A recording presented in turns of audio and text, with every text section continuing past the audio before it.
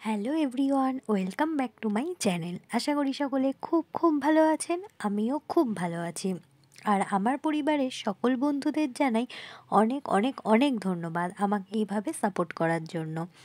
আর যারা আমার পরিবারের নতুন বন্ধু হয়ে এসেছেন তাদেরকেও অসংখ্য ধন্যবাদ। যাই হোক, আমরা সন্ধেবেলা চলে গেছিলাম দ্য ফুড গ্রিক্স।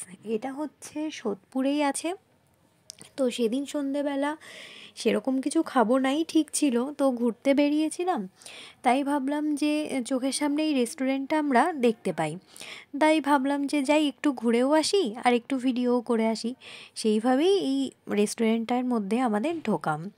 যাই হোক, এই রেস্টুরেন্টটায় গিয়ে আমরা জানতে পারি এই রেস্টুরেন্টটা ওপেনিং হয়েছে জাস্ট 3 মান্থ। মানে খুব বেশি এই রেস্টুরেন্টটার একদমই বয়স নয়।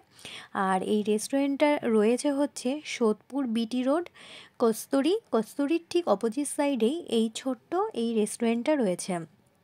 প্রথমেই ঢুকে দেখলাম খুব সুন্দর করে চারিদিকটি সাজানো। এখানে সিট অ্যারেঞ্জটা বাইরেও আছে, ভেতরেও আছে।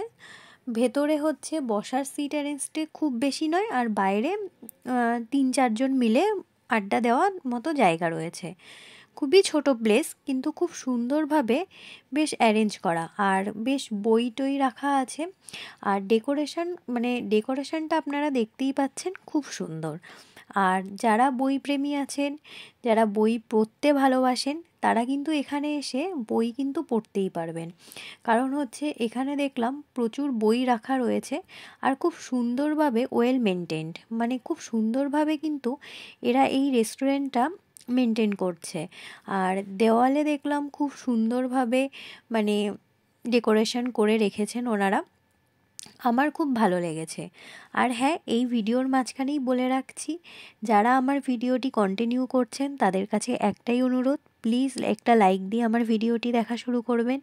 আপনাদের একটা লাইক কিন্তু আমার কাছে অত্যন্ত গুরুত্বপূর্ণ। যাই হোক, পুরো রেস্টুরেন্টটা আমরা এরকমভাবে ঘুরে দেখলাম। আমরা বাইরে কিন্তু বসিনি, যেহেতু শীতকাল, আর বাইরে ভালোই হাওয়া দিচ্ছিল। আর আপনারা সকলেই জানেন এই কদিন ধরে ভালোই ঠান্ডা পড়েছে, কলকাতাতেও কিন্তু বেশ ঠান্ডা। এজন্য আমরা ভেতরেই বসেছিলাম। তারপর একটু বইগুলো দেখছিলাম। আর সত্যি বলতে এত সুন্দর অ্যাম্বিয়েন্স না, আমি প্রচুর ছবি তুলে নিয়েছি।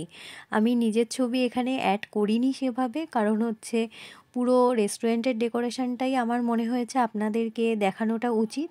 কারণ সোদপুর, ব্যারাকপুর বা দমদম এই আশেপাশে যারা রয়েছেন, তাহলে তারা হয়তো আমার এই ভিডিওটা দেখে উপকৃত হয়ে একবার ভিজিট করতে পারেন। তাই জন্য আমি কিন্তু এই রেস্টুরেন্টের অ্যাম্বিয়েন্সটাই আপনাদের সামনে তুলে ধরেছি। আর হ্যাঁ, এখানে যেহেতু মিউজিক চলছিল, আমি কিন্তু আমার ভয়েস দেওয়ার চেষ্টা করেছিলাম, আপনারা দেখতেই পাচ্ছেন। কিন্তু আমি না ভয়েস দিতে গিয়ে আমার হট করে মনে পড়লো, হ্যাঁ মিউজিক চলছে, আমি তো কপিরাইট খেয়ে যাব। তারপর যাই হোক, আমি আমার ভিডিও যে করছিল আমি তাকে বললাম, না না, এখানে একদমই ভয়েস দেওয়া যাবে না। তারপর আমরা অর্ডার করেছিলাম বার্গার আর চিকেনের একটি আইটেম। চিকেনের আইটেমটি মানে আমার খুব একটা ভালো লাগেনি, যার জন্য আমি ওটা কোনো রিভিউ দিইনি। আমি বার্গারটা টেস্ট করেছিলাম। আর মানে বার্গার যারা খেয়েছেন তারা অবশ্যই জানেন, বার্গার একবারে বাইট দেওয়া কিন্তু খুব কষ্টকর ব্যাপার। মানে আমার প্রচণ্ড কষ্ট হচ্ছিল। যাই হোক, কোনো মতে বার্গারটা আমি টেস্ট করেছিলাম। সত্যি বলতে বার্গারটা খুব ভালো ছিল। আর এইখানে প্রাইস কিন্তু রিজনেবল প্রাইসের মধ্যে। আর যারা ধারে কাছে আছেন একবার ভিজিট করুন। অ্যাম্বিয়েন্সটা তো অসাধারণ, আর খাবারের কোয়ালিটিও মোটামুটি ঠিকঠাক রিজনেবল প্রাইসের মধ্যেই আছে।